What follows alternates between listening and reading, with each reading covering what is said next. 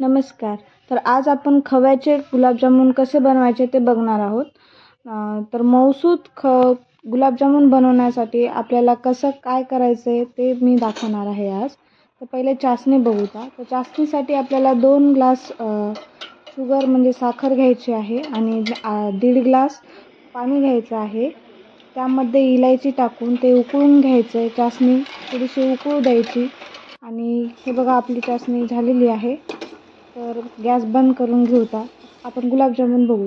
गुलाबजामुनसाठी मी अर्धा किलो खवा घेतलेला आहे. त्यामध्ये 1 कप गव्हाचं पीठ किंवा आपण मैदा पण घेऊ शकतो आणि थोडंसं चिमूटभर सोडा घ्यायचा आहे, जास्त नाही घ्यायचा आहे.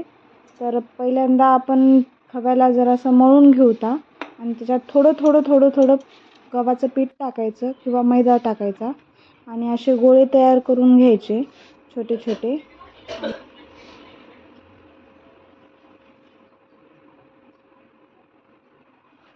तर आपलं गोल गोल झालेले आहेत करून. तर आता आपण कढईमध्ये तेल टाकून घेऊया. तेलाला थोडंसं गरम व्हायला ठेवता आणि जास्त मोठ्या गॅसवर नाही आपल्याला तळून घ्यायचे. थोडंसं मंद आचेवर त्याला गुलाबजामुनचे जे छोटे छोटे गोळे केलेले आहेत आपण त्याला तळून घ्यायचे. आपण एक एक टाकून तळून घेऊया.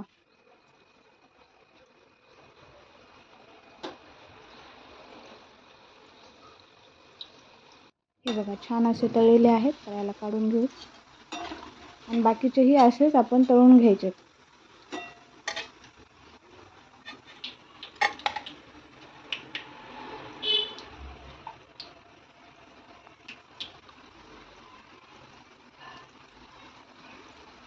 आता हे जे तळलेले गुलाबजामुन आहेत आपण याला पाकात टाकून घ्यायचे आणि थोडंसं 10 मिनिटं ठेवायचे पाकामध्ये.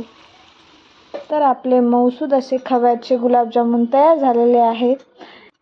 तर अशाच नवनवीन व्हिडिओ लवकर भेटण्यासाठी बेल नोटिफिकेशन ऑन करा. व्हिडिओला लाईक करा, शेअर करा आणि चॅनलला सबस्क्राईब करा. थँक्यू.